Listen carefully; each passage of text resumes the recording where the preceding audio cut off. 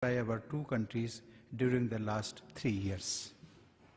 And accompanying them, we have entered into a range of agreements in multiple fields. These have indeed given an unprecedented boost to our bilateral ties and taken our relations to a new high. Today, we have exchanged 14 agreements and understandings in the field of maritime heritage, maritime transport and port development, migration and mobility, startups, intellectual property rights, aerospace, nanobiotechnology, audiovisual co-production, yoga, diplomatic training, scientific research and public policy. Our collaboration in the field of science and technology is making a new headway. I am delighted that Portugal will be our partner country at the Technology Summit 2020 to be held in Delhi later this year. Our startup collaboration is gaining speed. India looks forward to organizing a youth hackathon in September this year in Portugal. To add to our ongoing joint research projects, we are keen to establish new projects partnership in the fields of marine research, nanotechnology, and other cutting-edge scientific fields under the new Portugal-India €4 million joint research fund. Our bilateral economic ties are on the rise. In our discussions today, President Marcelo and I were happy to note that our bilateral trade has crossed $1 billion. Two-way investments are also rising. We agreed to harness the full potential of bilateral engagement in sectors like infrastructure, blue economy, renewable energy, water and waste management, IT, tourism and hospitality. We are encouraged by the India-Portugal Automotive Roundtable held yesterday. We eagerly look forward to the economic seminar to be held in Mumbai tomorrow. We took positive note of our growing defense engagement and welcomed the convening of the first meeting of the Joint Working Group on Defense yesterday. We look forward to B2B business tie-ups in the defense sector within the framework of Make in India initiative. We welcomed the joint declaration on mobility and migration as a win-win partnership that taps into India's demographic dividend while catering to Portugal's need for a skilled workforce. Both of us agreed that the exchanges of women startup entrepreneurs, Hospitality Institute students, IIT researchers, and the 3 sister city partnerships that have been finalized will foster closer people-to-people ties. We took note of our close parliamentary relations and expressed happiness that the visiting parliamentarians from Portugal had meaningful discussions with their Indian counterparts. I conveyed to President Marcelo how happy I was to learn that more than 10,000 students are practicing yoga in 162 Portuguese schools. We hope that yoga will soon become a part of the Portuguese school curriculum. Building on our historical ties, I am happy that several agreements with a range of Goan institutions are going to be formalized during President Marcelo's visit to Goa tomorrow. Portugal-India Global Partnership envisions a strong multipolar world order underpinned by enhanced multilateralism. We thank Portugal for its steadfast support for India's permanent membership of the United Nations Security Council. We also thank Portugal for its steadfast support in fighting terrorism. We fondly recall that the first India-EU summit was held during the Portuguese presidency of the European Union in the year 2000. India looks forward to deepening its engagement with the EU when Portugal takes over the presidency once again next year. We agreed that India and Portugal should join hands in developmental and commercial partnerships in third countries.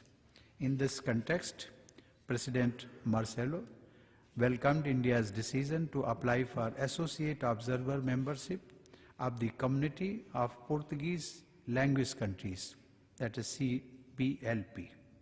India looks forward to leveraging its shared Lusophone ties in Africa and Latin America through the CPLP platform.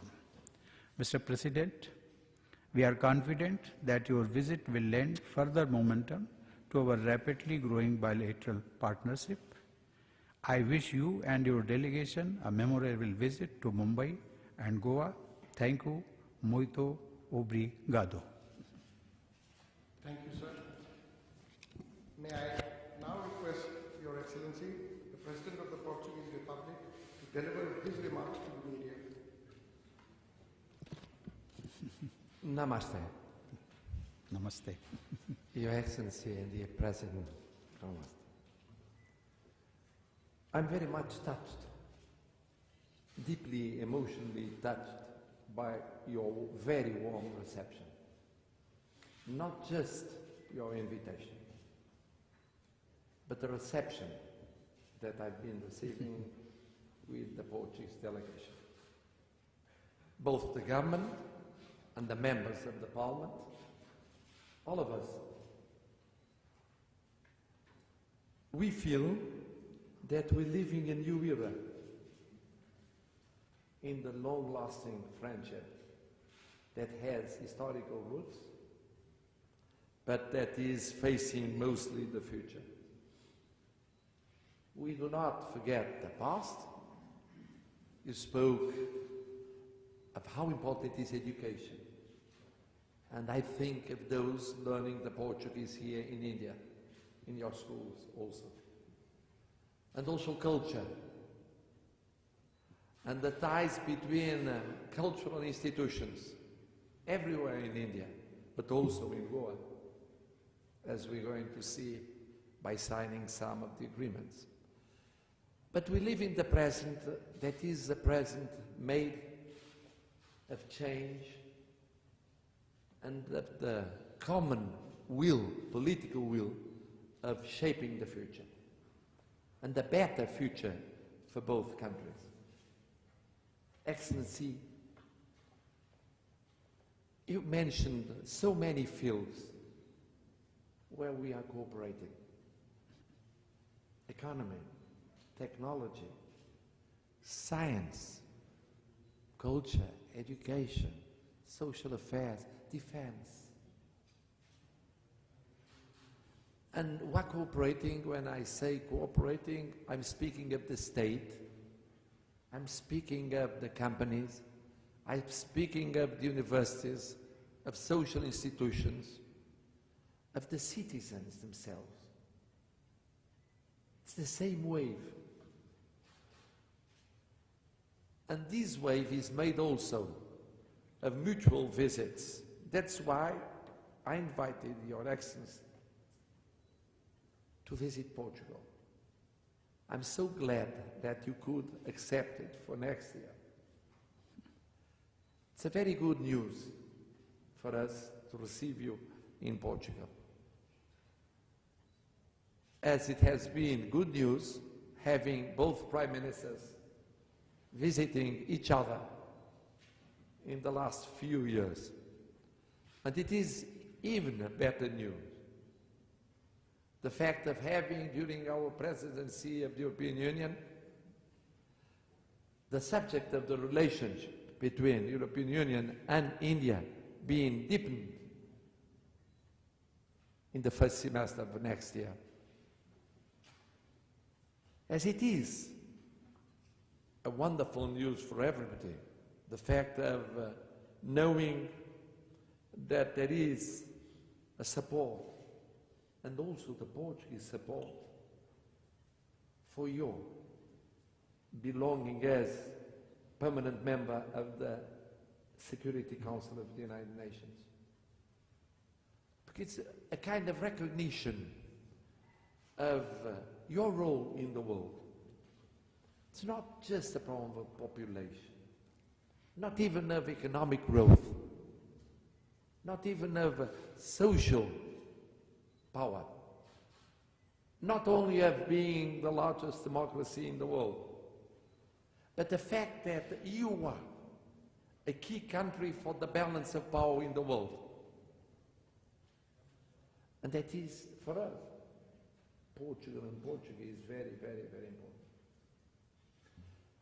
You'll be treated at the highest level in the next conference on the oceans this June, because the oceans themselves, they unify our wills, political wills. That's also why the agreement on the Maritime Museum is so important. Because it's a museum conceived for the past, but also for the future, for the research concerning the oceans.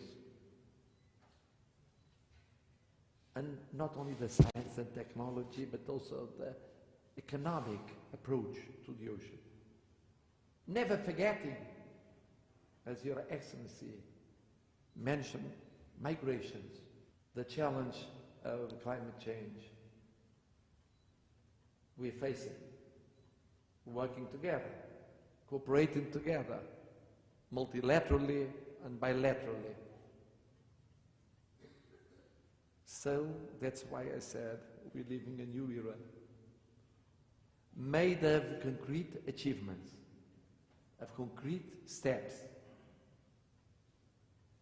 signing agreements, creating new companies, making new investments, having people moving from one country to the other, knowing each other educationally and culturally.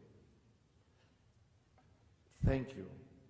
Thank you very much for this occasion, and we'll never forget how important was this step in the phases we're living. I say it on behalf of the Portuguese people, thanking you, Excellency, but also all the Indian people. Thank you. Thank you. It's okay, Excellency? Thank you, Excellency. This concludes our press event for today. Yes, Excellency. Thank you very much.